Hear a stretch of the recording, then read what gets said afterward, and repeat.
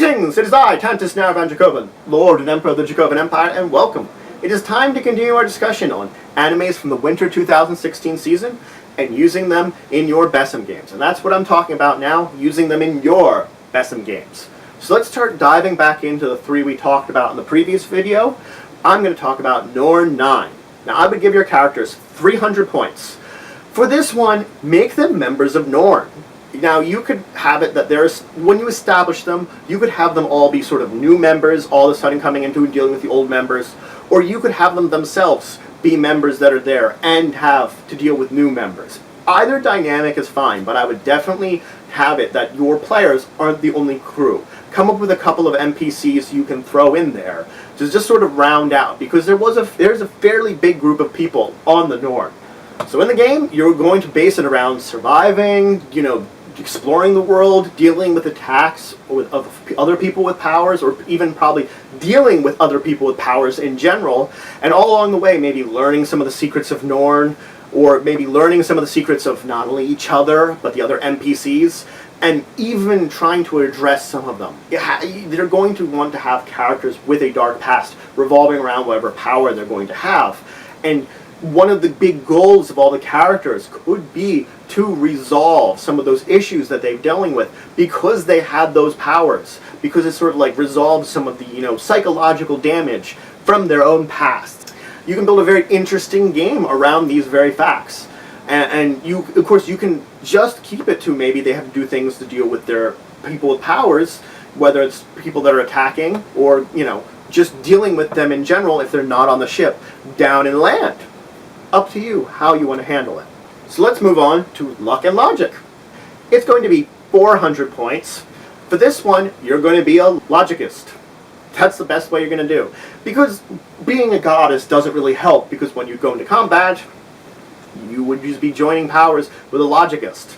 So it's really great to be the logicist in time. And that's what you're going to do. You're going to do stuff with training, stuff with normal life, dealing with attacks.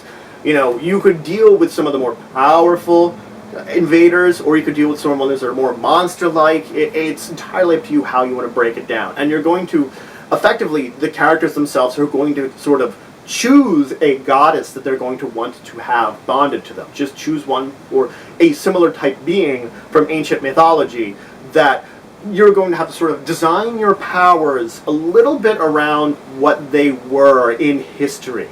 So, for example, Athena was a very warrior, so it's warrior. While the one of them that was like Aphrodite, goddess of love, is more defense and healing sort of abilities. That's sort of what you're going to aim with.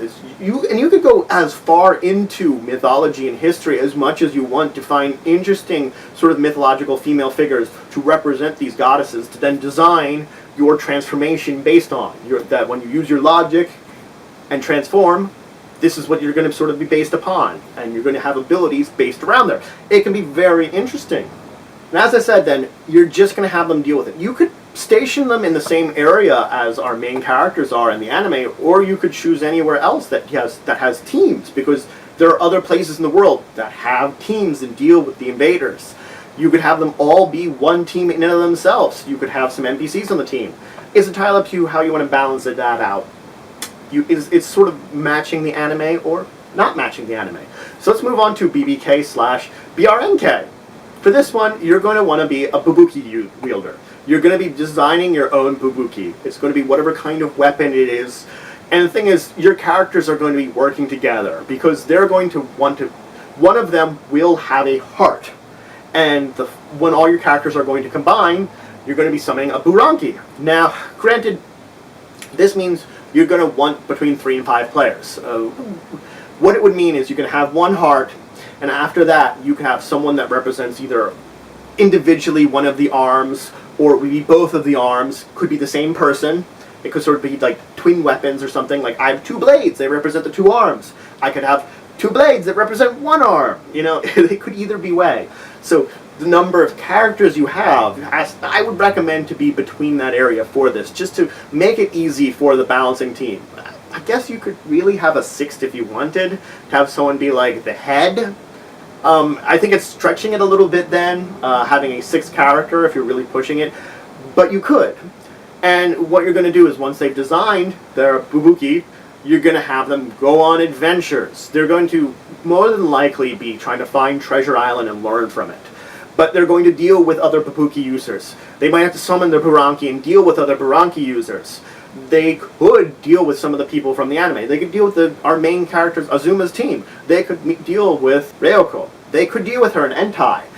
They don't necessarily need to, but it is sort of an option that exists for when you're running your game. But I would definitely center around them wanting to journey to Treasure Island. Whether you get there or not, they go on adventures along the way. And even when they get there, you don't necessarily need to have it end there. A second season of this anime has been announced, so they are going to continue the storyline. In the normal one, they have gotten to Treasure Island, and it's around where they've ended it. So unfortunately, that's sort of like we've ended up with our main group getting to Treasure Island. That's going to come out relatively soon, though, within the next couple of seasons. So you're not going to have to wait long if you want to. You could definitely stretch out the adventure too, though, or you could make up something on your own. You know, you don't necessarily need to wait for it. Again, I'm just giving the goal of Treasure Island as a goal to have. Your characters could have their own goal entirely to themselves. Maybe they're working with someone like Ryoko that, you know, they're trying to maintain order in an area. That could be very well an option. You know, they don't have to be traveling to Treasure Island. It just is one of the easier ones to use when you're designing this sort of adventure. So that's it for today. I talked about these 3 anime from winter 2016. I told you how you can use them in your BESM game. Gave you little suggestions and hints on them. Ways to make it that it's workable in your games. If you have any questions, comments, anything you want to say, anything you think I left out, please leave in the comments below. Please like this video. It shows your support for the channel, for the Empire, and for the work I do. Please subscribe if you already haven't. We're always looking for more members, more citizens. It's another way of showing your support for the channel. And please share this video. If you know anybody that would learn anything from it, would just enjoy watching it, please share it with them. And until the next time, I bid you farewell.